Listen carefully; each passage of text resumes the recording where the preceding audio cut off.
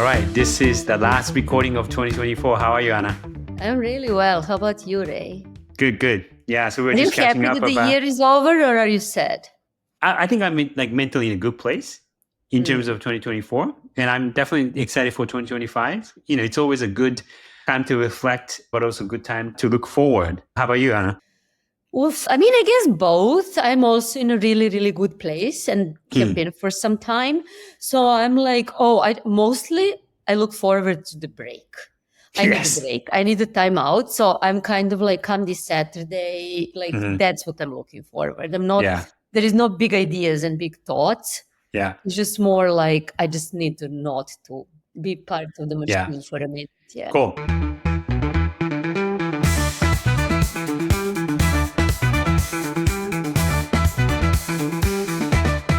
All right. So this last recording of 2024 for Hitmakers, How Brands Influence Culture, the plan today is for you and I to talk about patterns and predictions for 2025. Okay. And the last couple of days, I've been thinking about, what should I bring to the table? What should we talk about?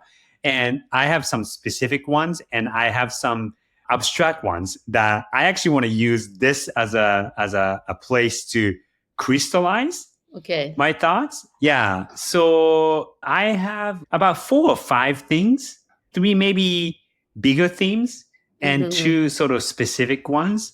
What about you? What do you it's very similar because I usually don't do those predictions. I don't like predictions, and I'll tell you why. Mostly because I don't like predictions, mostly because I don't think there is one future. I think there are different futures, and I think that the rule of the game is not to have strategy and predictions, but to have that creative production to be set up to respond really quickly to what's happening. That's basically the opposite of I see. Predicting what is going to happen and how you build around it. It's like, how do you set up for the inherently unpredictable? Sure. So it's more about setting up the system so that you can react very quickly to what might be happening. Because to be fair, nobody can predict the future. And the moment that you predict, then, you're most likely to be wrong. And maybe not wrong all the time, but at least having that system to react to it could set you up well. I think exactly. And I think I'll tell, we can unpack it more. And I also think that in cultural markets, which we both operate in, which the brands operate in, creative products that we create, and you and I create, operate in, they're inherently unpredictable because they depend on people's tastes and what people pay attention to, what their preferences are, which are super socially influenced. So it's that social influence is the root of unpredictability, why some things go viral, why some things catch, what is the context, what is the zeitgeist, what is the mood. So I believe in studying more what is the right mood, and because anyone can start a trend then, rather than focusing on trends, which I think it's really narrow. So it's really for me thinking about, and this is truly real world thinking about how do you set the organization, how do you build the narrative, how do you create the cultural influence stack, which is this entire podcast is about. So you have a portfolio of cultural products.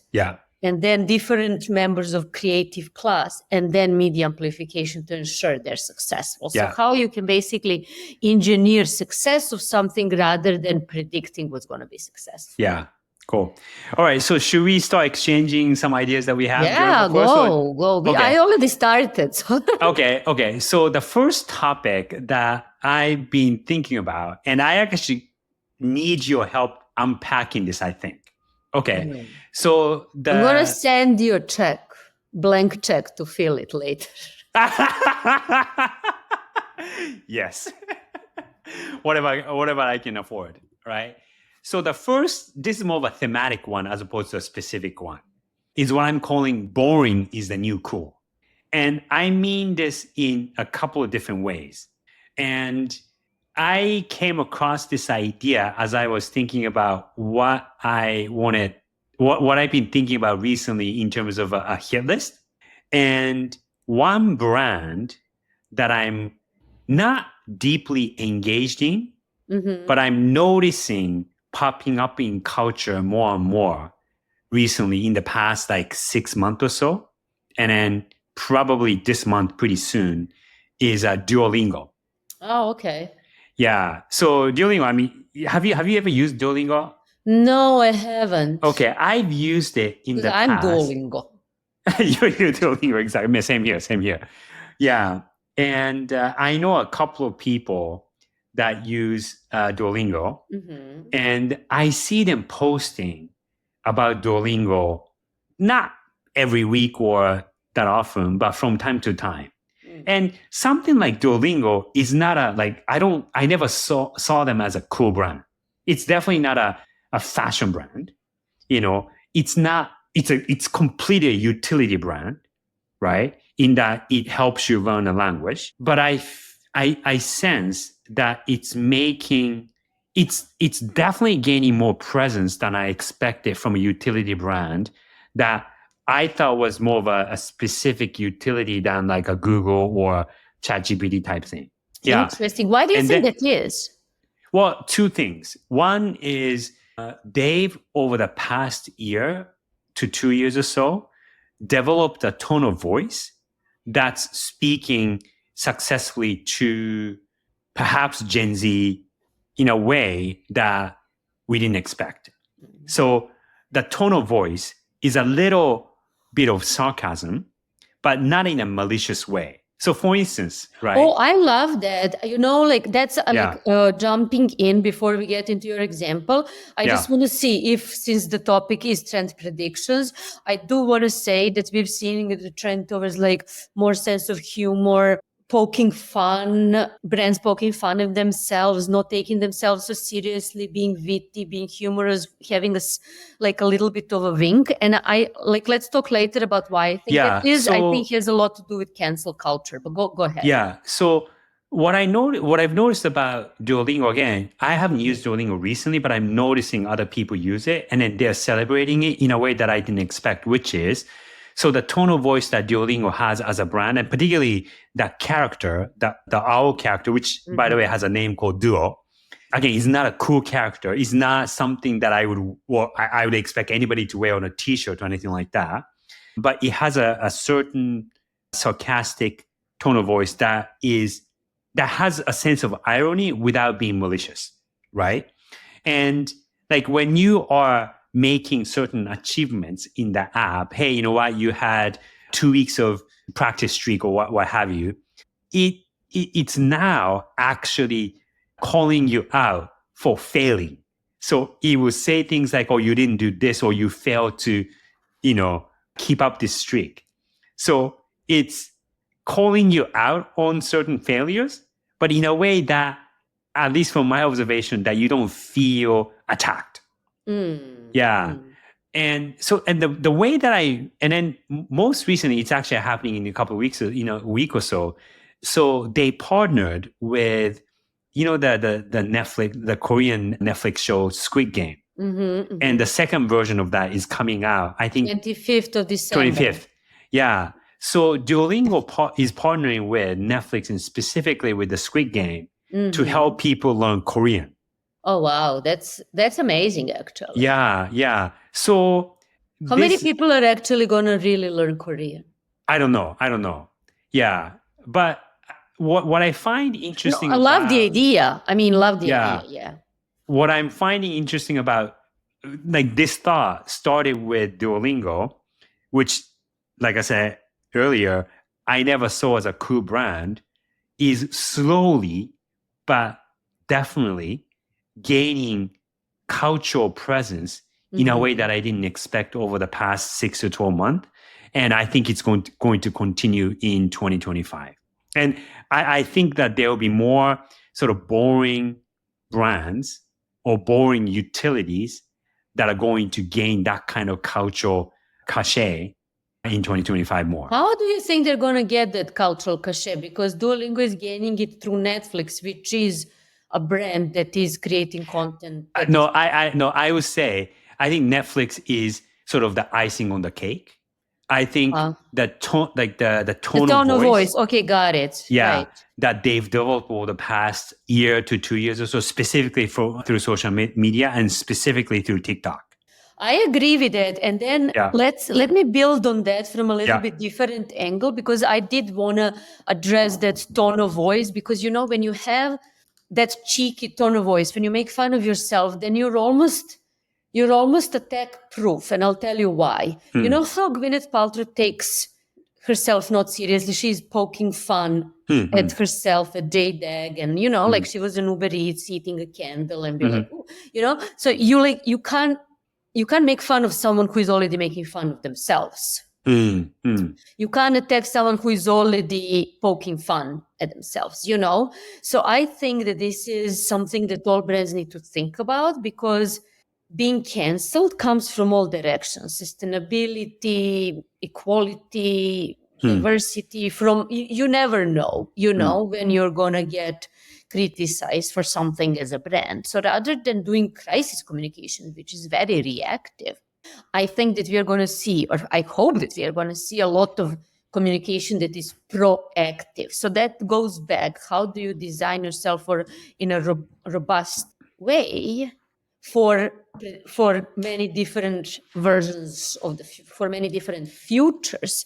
So where you're not really predicting what's going to happen in the world, but you're reacting what's happening. So now that will mean, for me, goes back to two things for brands. One is having a portfolio approach to their cultural products, which means as a brand, you need to think and you need to create a lot of different things, cultural things, merch, collaborations, advertising, content, media, experiences, events, profiles of your executives, partnerships, creative collaborations, everything at the same time.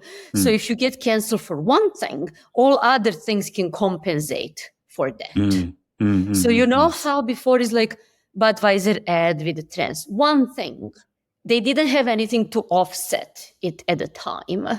Right. In a sense. And when you see like I saw on LinkedIn example of Puma, which was like one of their sponsored players. There was like keep sleeping on the grass. And it was like a scandal because that soccer player was complaining how Puma sneakers suck and so on. So Puma immediately invited him. Slippery. It's not how much you fall. It's how you pick yourself up. You turn things around very quickly because you are set to that responsiveness, number one. And because you're doing so many other things. Yeah. Do you think that those little things that you do, it's not just one big thing, but smaller things that you do they need to be connected to each other? Do they need to be related to each other? I think it needs to be only like, they don't need to be, it's not matching luggage. So in the sense, they don't need to be a reflection of the same thing, but they need to be part of the same narrative. They all need to, like Marvel Cinematic Universe. It's all part of the same brand universe. They need to be recognizable as one, under one umbrella brand. You can't do something completely random. Yeah. At the same time, the more different communities and different contexts a brand reaches, the better it is. And that leads me to that future of culture as a series of different contexts that the brand needs to think how to participate in. Lifestyle context, sports context, travel, furniture, like that cross-category presence when brands are consumed together with everything else in culture, with film, with poetry, with literature, with art, with photography. You need to have a point of view and taste in all those different areas. And that's why I think that fashion is losing its cultural luster, but enter collaborations with furniture, with automotive, with travel, with hospitality, with music, with sports, with other things. So along the same line of thought, this idea of boring is a new cool. One is more of a cultural aspect of it. And then the other one is more of an operational thing. And what I mean by that is companies, brands, and individuals that focus on boring but routine things will at the end win. And I think that boring always wins. It's a revenge of the boring. And like, I'll tell you, go finish your thought. But so I was talking to a friend of mine who about 3 years ago went from a big fashion company to a relatively small boutique apparel brand. And in 3 years, he tripled. It's a small brand, they only make, I don't know, 10, $20 million worth of revenue. And then in 3-4 years, they went from 10, 20 million to I think like 75 million. So granted that it was a small brand, so there was a lot of room to grow, but still to grow 3-4 times in a short amount of time, he must have done something right. And when I asked him, most of the things that he did, at least to begin with, were like back office operational things. So making sure that the supply chain is functioning correctly so that when there's a demand for product, that they can ship that product to the customers quickly. Mm-hmm. Another thing that he did was, before, it was a seasonal product planning. So like every season, he would have, the team would, merchandising, the product team would plan a collection of products. But what he did was, while keeping that, he decided to drop a few products on a weekly basis. So every Saturday, the company would send out a newsletter and, hey, here are the 3 highlighted products of this week. So instead of doing, say, 20 products per season, he would do 2 or 3 products per week and then just drop it on a regular basis. Again, not a huge rocket science change, but simple, almost boring things, but doing it in a consistent, routine kind of way. And without doing anything fancy, there was no big campaign, there was no big press conference, there was no big reveal of some source, but things that people didn't really pay attention to, particularly customers didn't really care about, but made a real difference in terms of how they operated as a business, i.e. boring fundamental stuff.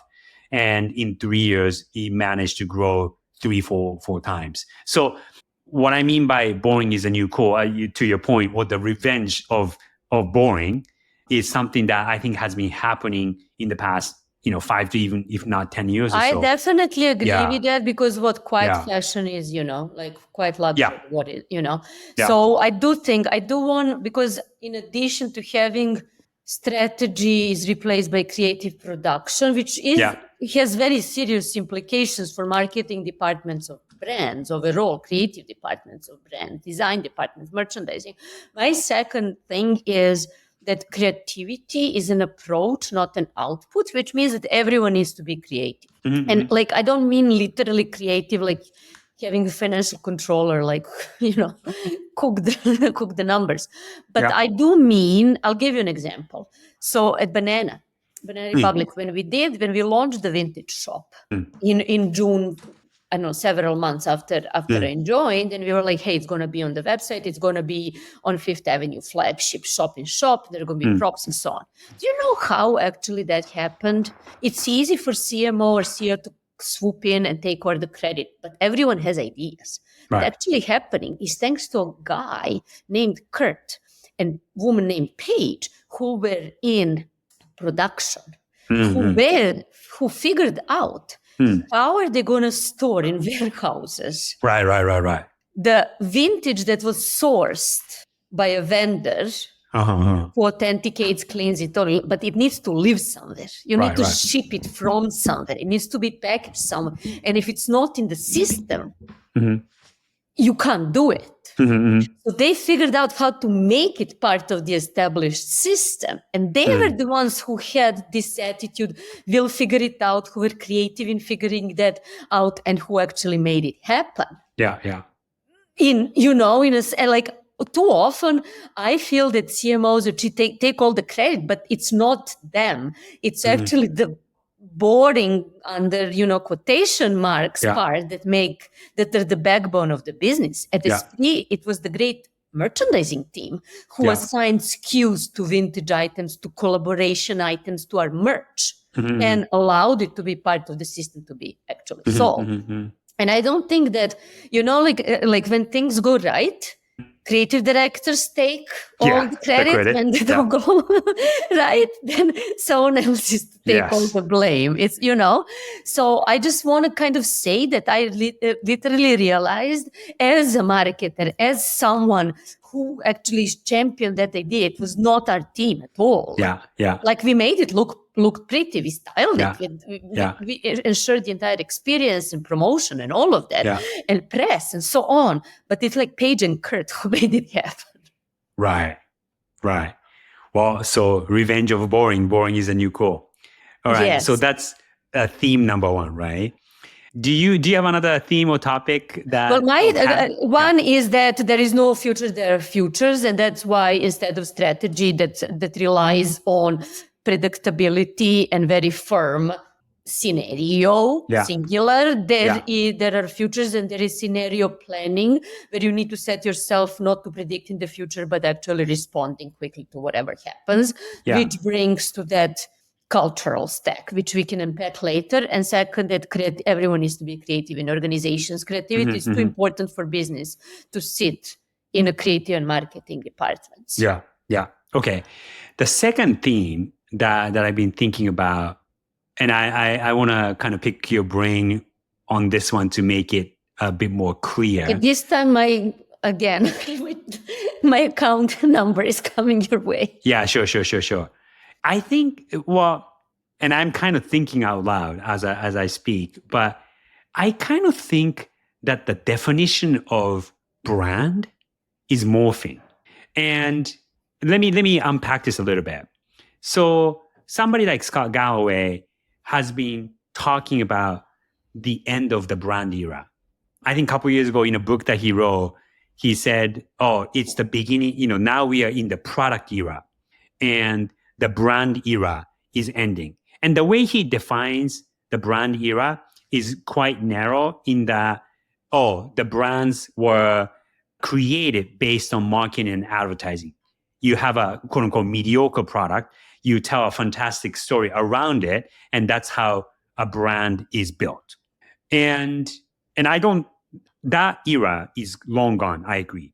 However, having said that, I don't think that I think we are seeing the end of a brand that's being built through marketing and advertising has ended several years ago.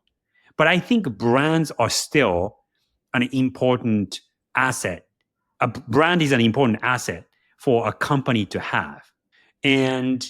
But I think the shape and the feel of what a brand is today has fundamentally changed from what a brand used to be in a singular sense. So in a singular sense, in the past, a BMW was a car brand that people lusted after, or Hermes is a fashion brand. But now, and this kind of refers back to my first point about boring is the new cool, I may not think about, say, Amazon or ChatGPT as a brand, but it's a type of utility that I rely on a regular basis. And therefore, it has meaning to me as an individual, as a user. It may not give me identity per, one of the conversations that we've had a couple of weeks ago, but it gives me really, really valuable utility and functionality.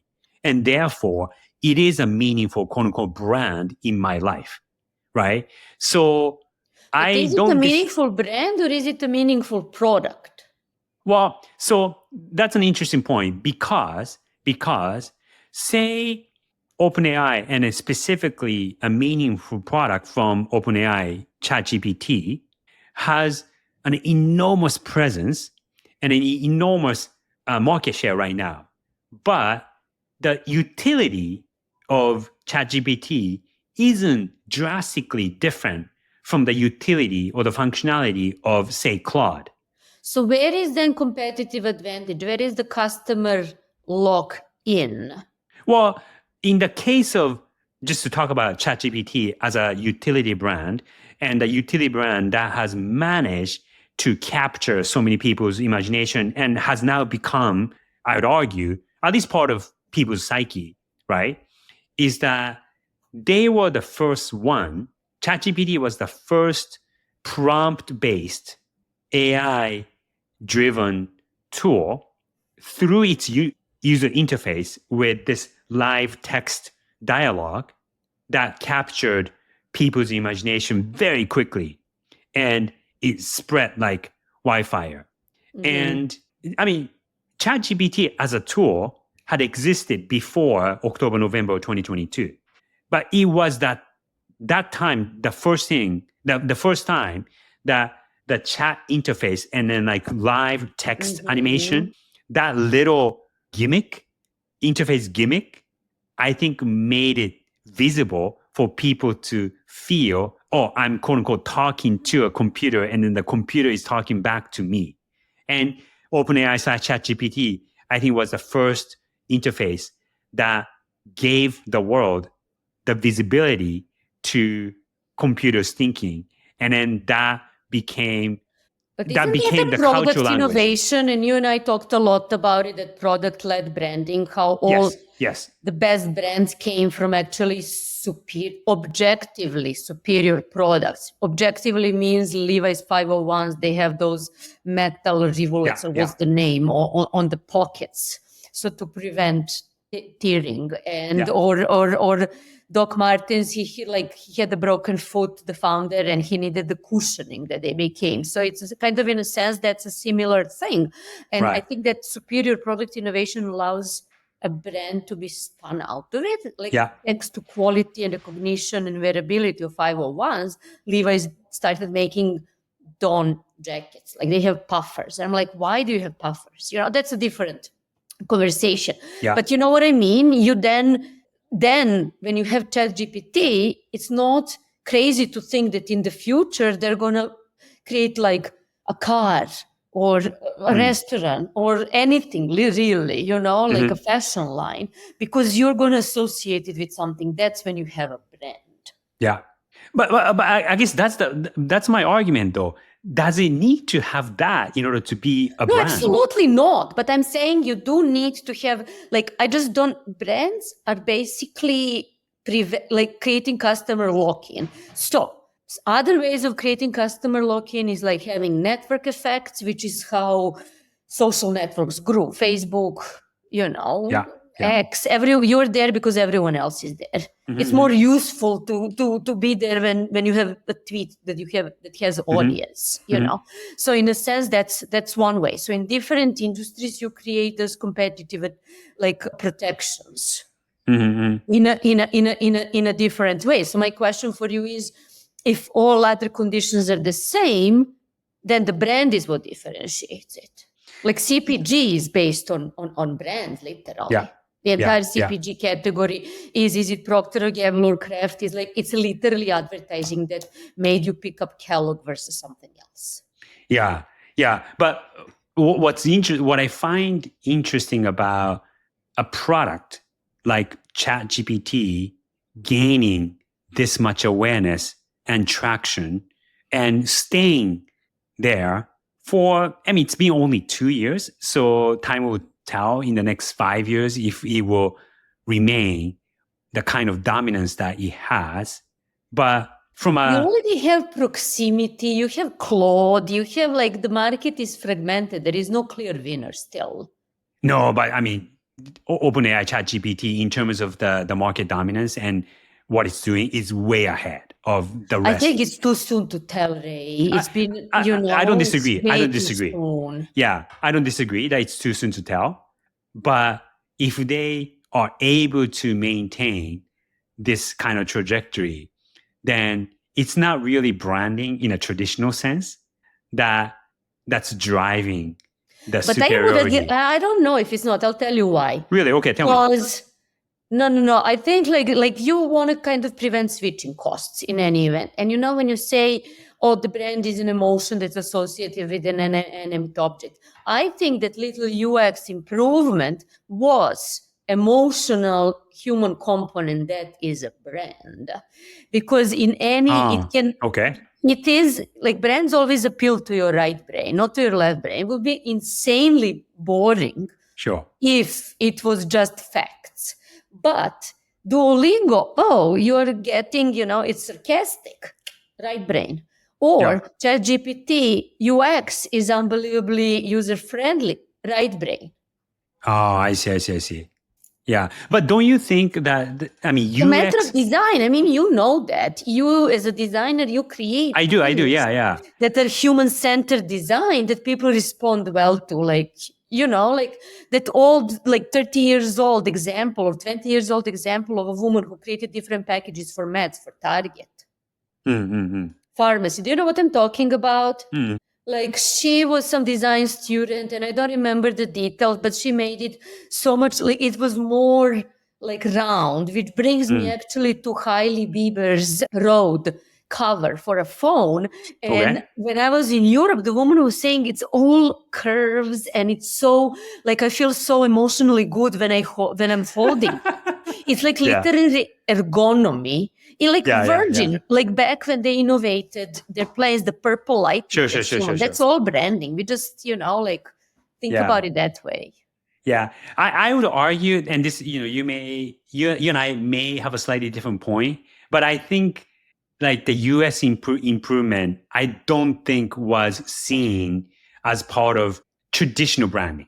Like it's not an emotional. Well, no, yeah. But I always thought that literally UX is that. I mean, my dissertation was about how experience design actually is branding. Because, like, look, when you go to IKEA, the way your experience IKEA as a brand, it's literally designed. Yeah. Like hospitality, restaurants, hotels. Like it's just that. It's very it's like very different approach because I based it on design thinking and experience design that is basically very different from branding as communication through mass media. Yeah, so I guess a different way of saying it is we have now completed the cycle of story-led branding. And Correct.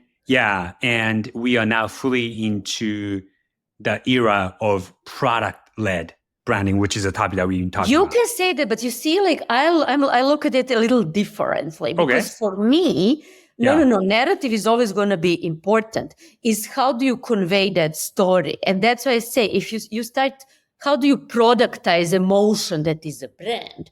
So you productize it literally through brands products, but you also productize it through fandom, collaborations, merch, archive reissues, experiences, exhibitions, all of that. It's a way to productize emotion. So you're still telling a story, you're just telling a story in 3D. You're telling a story through products. Do you, in that case though, then what do you think is the story that ChatGPT or OpenAI is telling? I think it's a story of artificial intelligence, and how we interact with, how do we separate ourselves from intelligence, and how that's like maybe that post-speciesism or something, how we are not like, our intelligence is not what makes us human. It's actually our emotions and our creativity. And that intelligence is much, much, much wider and exists outside of humans. Right. Whereas before, and honestly, I blame enlightenment for everything, for literally efficiency in production, for nuclear families, for how everything was before very communal and very craft and very, like the reason that the planet is dying, that we are like so individualistic, it's enlightenment. And that's another thing. Enlightenment is that intelligence is what, like rational thinking, Descartes, Descartes. Yeah. It's like rational thinking is what makes human. And that's like the Taylorism, the efficient production. We still are suffering from that blueprint of efficiency. What is for you ChatGPT as a brand? What is ChatGPT as a brand or OpenAI as a brand? If for me it's plugging into that universal intelligence, what is it for you?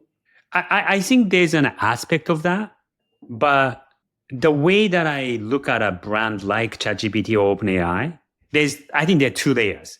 One is sort of this intellectual layer, like what is artificial intelligence going to enable us humans to achieve? That's like a high level. Hey, 3 words. If you can't describe a brand in 3 words, it's not a good brand. I think it's convenience. It's convenience. Yeah, like before you had to go I to like that Google a to, lot. Yes, yes, you yeah. know, I you like had that to a go lot. with You know, like, Google. see, and that is the brand that made it more convenient to access these masses, that Yeah. intelligence that is way Yeah, I think beyond like you. Google as a brand, it was the word that defines Google is search. Correct. Like You, search is yes, synonymous. Google is synonymous with search, yes. So right? ChatGPT is okay. Yeah, I think ChatGPT right now the interface is the chat, but really it's an easier, more convenient access to information. So convenience. Love Yeah, that. I like love that. Amazon is convenience in commerce, right? ChatGPT or And OpenAI right now Duolingo is today. convenience in language learning. Like, you know what I mean? It's like, I would say, like, maybe we should rename boring brands into convenient brands. And I don't disagree with that. But then I would ask you, is there such a Yeah, thing as too convenient? possibly, and convenience is not always good. No, it's not. You need It's not some always sort of good. creative friction in order to, like, if it's so, everything is super convenient these Yeah, days. So maybe that makes us less creative. Maybe that makes us more creative. We're going to see in 2025. yeah. Okay. Okay, more specific things. Do you want me to go? Because Yeah, go, go, go, go, I go, have go. Yeah, specific, two yeah. specific things. Tell me, And tell me. I've been like harping on this for like years now, like Okay. 4 years. It is that like niche tastes, niche communities. I read in this weekend's Financial Times that how ultra high net worth individuals are moving towards furniture. I think that's been happening for a while now. But what actually that article helped me discover is like, I keep forgetting the name. It's called Period Correct, which is intersection of like fashion and vintage cars. So you have merch with vintage cars and with vintage car iconography and vintage car references. Who is it for? For a very, very, very narrow group of people that, and I think that that aesthetic niches, the taste niches, is basically what are trends now. Because when you see on TikTok, it's like dark academia, the eclectic grandpa, coastal grandma, Brad Summer, demure.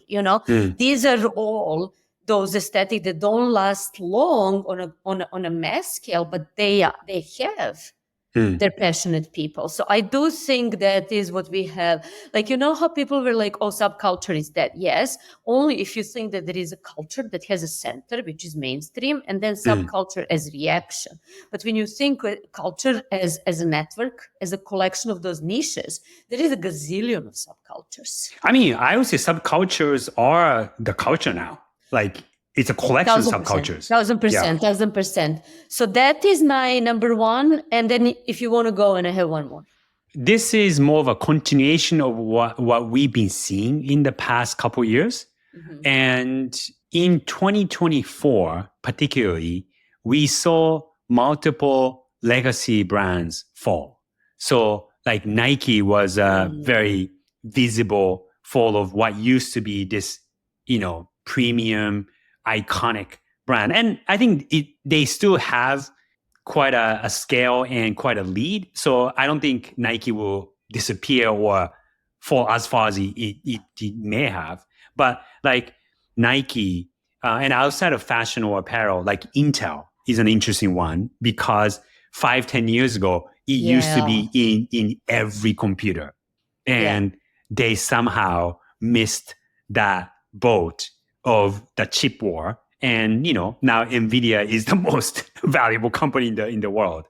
So the pattern that I'm talking about here is these legacy scale brands in multiple industries, whether Nike in the apparel industry or Intel in the technology industry, or like IPG getting bought by Omnicom. That was one of the legacy big brands, is getting sucked into another company. So I think that overall mega trend will continue in 2025. And I was thinking, but wait, what is that mega trend? Is like the scale is suffering, the business model is suffering, like what is the I think there are industries? multiple narratives going on, right? Yeah. So I think there are two things. One is the force of technology is one thing, right? And then the other thing is the balance between like what you just talked about, mass culture versus subculture. And brands like Nike, another one that I was thinking about was Burberry, right? I think they mismanaged the balance between mass culture and subculture, and then lost. I think they're like, Yeah. I mean, like if you zoom out, I think overall, when you see the entire luxury industry also, I just think that we are kind of learning about the limits of scale. Of just in life, like in business, and basically the what, like, there is no unit economics. Why do luxury brands need to be a multi-billion-dollar brands? Like, no, you can't produce that craftsmanship and that high-end quality at scale unless you infuse a lot of money, and then you grow, but you grow artificially, you open new stores, and everything becomes sort of mess. And I do agree with you that it's a tension between, I think that is kind of that Taylorism, that growth, that production grows to producing more. If your people are not buying, you produce more. You open more stores, you go to more markets, you get more people to buy more stuff. I think that model is crumbling on environmentally, socially, culturally, and above all, economically. So I think you just can't keep keep up. You can't keep up the scale. That is, why is growth, why is scale good? Why is big good and small bad? It's not even growth. Let me take that out, because I don't want to get into degrowth and stuff. But I just want to say, we learned that big is good, small is bad. And basically, like, artisanship, craftsmanship, like local production, small business ownership. No one is a small business owner. Everyone is entrepreneur. I mean, look where they got us, like with valuations for Glossier. That is a unicorn. Come on. You know what I mean? At the end of the day, in order to be big, you need to have big distribution and so on. So I think that, like, we're going to have a lot of conversations in, not next year, but in the upcoming in the next 5 years. About how do you still, what is the right size? So I think right sizing is definitely. That's an interesting topic. Okay. All right. Just to wrap up, maybe like one or two more. Do you have I have only one more, so let's do one me, one you. Okay, sounds good. Yeah, great. I have a return of the middle, and I was primarily thinking about fashion and lifestyle beauty industries. And because, again, big is good. It's like fast fashion, mass apparel brands, retail brands, and then luxury brands. They have oversized marketing budgets. And those brands in the middle, when you think about what are the 2x2 of apparel, is something desirable and is something discoverable. So their discoverability of mid-sized brands has been a problem.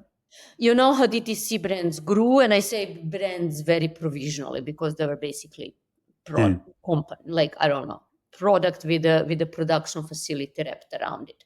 It's basically they were able to grow because they have insane amount of money, VC money, that they spent on meta, basically on performance marketing to acquire. So when you think about brands, mid-sized brands like a Nin Bing or Cezanne or Me&M or, I don't know, like Maj, Sandro, like those that are in the middle, I think that thanks to curators on TikTok, on fashion Substack, whose entire business is to sift through the internet and find deals and bubble up what they deem noteworthy brands that a lot of people don't know. All of a sudden, that has become a right economic moment when people are like, wait, why am I paying $10,000 for this bag?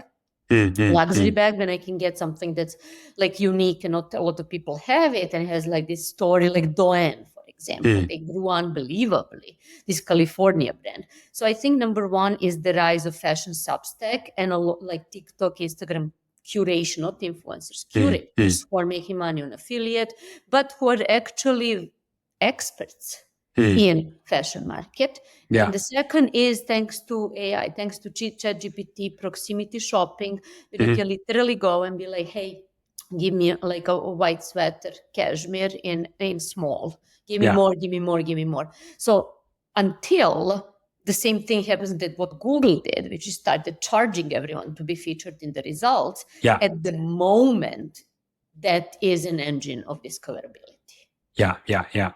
which kind of brings back companies of all sizes in between massive.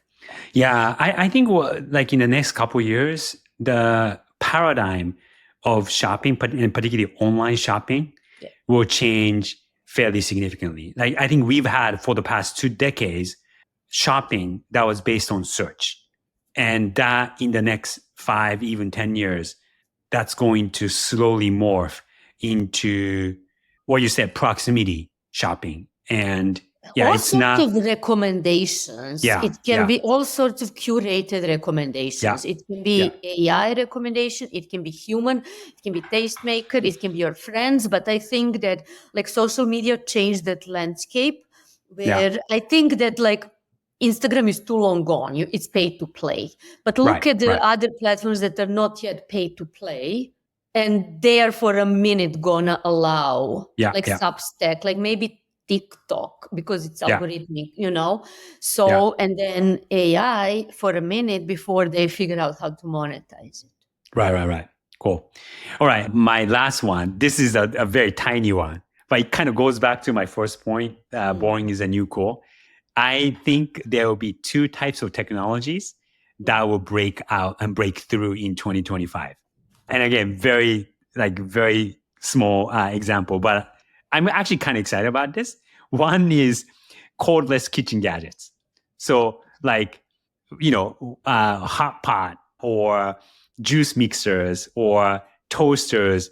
I mean, the kitchen has been a mess for the past 5 decades with like all these cores. And finally, I think 2025 will be the beginning of these gadgets without cores so that you don't have this messy counter. I think. Is it time for a message from our sponsor? Do we have a sponsor? Yes, exactly. Whoever that might be. Because this sounds like you're about to go QVC on us right now. Okay. Another one. I think 2025, we will also see AR glasses become bigger. You think? Oh man, I don't know. I think so. I don't know. So. I think like it's taking quite a while, right? But like the Meta Ray-Ban sunglasses, people who use them, they seem quite happy with those it. people also pick their noses at an extent. They do. I didn't say that. I don't know if they do, because I have some friends that I trust. I think in 2025, and I may be grossly miscalculating this, but like when Apple Watch came on the market, 5-7 years ago, it took a while for it to gain traction. It took a while.